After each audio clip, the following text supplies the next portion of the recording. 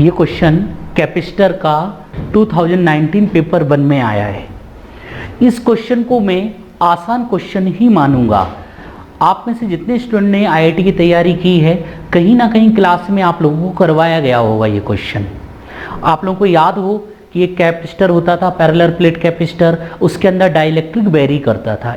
ये क्वेश्चन भी कुछ ऐसा ही है। इस क्वेश्चन के अंदर खूब सारी लेयर्स हैं। आप इसको ऐसे इमेजिन कर सकते हो, एक बुक है जिसमें बुक में बहुत सारे पेजेस हैं, सारे पेजेस अपने आप में लेयर हैं और सभी लेयर का जो डाई इलेक्ट्रिक है वो वेरी कर रहा है इस रिलेशन के according. Suppose that mth layer का डाई इलेक्ट्रिक है Km।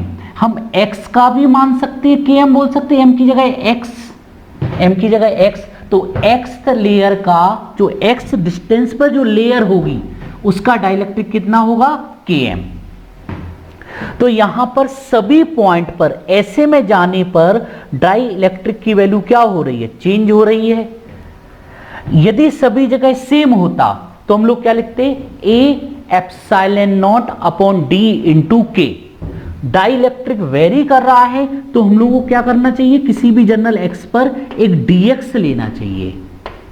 तो इस कैपेसिटर का कैपेसिटेंस कितना होगा, DC A।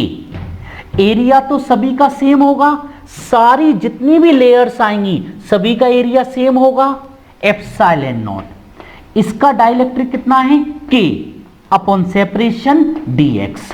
अब ये बताओ मुझे सोच के कि ये सीरीज कॉम्बिनेशन है कि पैरेलल।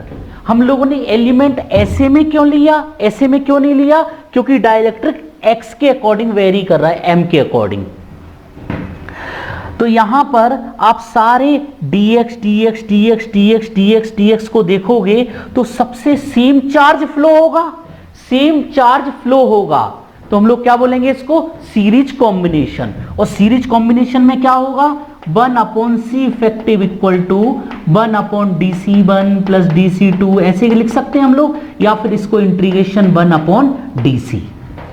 तो यहां पर यदि मैं इसकी वैल्यू पुट करूं 1 upon C effective equal to integration A epsilon naught K dx।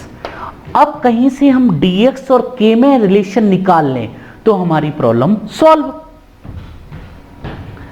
आपको यहां पर इस क्वेश्चन में देखो, आपको ये हिंट दी है, n d थिकनेस में, मुझे बताओ d थिकनेस में कितने लेयर्स हैं, n। तो x थिकनेस में कितनी लेयर हुई, m। तो हम लोग यहां से क्या बोल सकते हैं, बताओ जल्दी से, m upon n equal to क्या लिख सकते हैं हम लोग, x बाई डी। रिलेशन पता चल गया। तो यहां से बताइए 1 upon C effective equal to integration dx A epsilon naught बाहर कॉमन ले सकते हैं हम लोग, 1 प्लस k की वैल्यू कितनी है, 1 प्लस m। m कितना है यहां पर, ये k m by n, m by n आया है x by D into k। इसमें से यदि मैं बाहर लू A एप्सिलॉन नॉट k तो dx 1 plus x by D. Integrate करते हैं, लिमिट क्या लगेगी, 0 से d। तो 1 upon A epsilon naught k, इसका इंटीग्रेशन करो तो 1 अपॉन में डिफरेंशिएशन, इसका 0 प्लस x का 1 बाई डी, इसका क्या आएगा lawn 1 plus x by D. Limit क्या लगेगी, 0 से d। जरा वैल्यू पुट करो तो ये कितना आ रहा था, 1 अपॉन सी इफेक्टिव। तो एक काम करो, इसको पलट दूं या अभी लिख देता हूं, 1 upon C effective equal to d upon A epsilon naught की लॉन। पहले d पुट करोगे तो d से d कैंसिल, 1 प्लस 1 2 माइनस, फिर 0 पुट करोगे लॉन 1। लॉन 1 की वैल्यू क्या होती है, 0।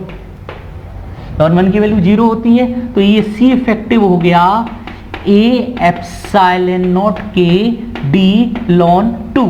और यही सी इफेक्टिव आपको किसके इक्वल दिया है, ये दिया है आपको अल्फा के epsilon not a upon D lawn 2। तो आप मुझे बताइए यहां पर अल्फा की वैल्यू क्या आएगी, ये सब कैंसिल हो जाएंगे, तो अल्फा की वैल्यू आ रही है 1। ये इंटीजर था, इसका आंसर था 1।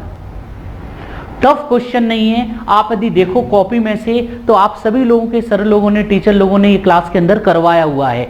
एससी वर्मा में भी इस टाइप का एक क्वेश्चन है, इसलिए मैं इसको टफ में नहीं बोलूंगा, बस आपको थोड़ा सा वो बेवकूफ बना रहा था यहां कहीं। ये रिलेशन आप देखो तो बड़ा आसान क्वेश्चन है।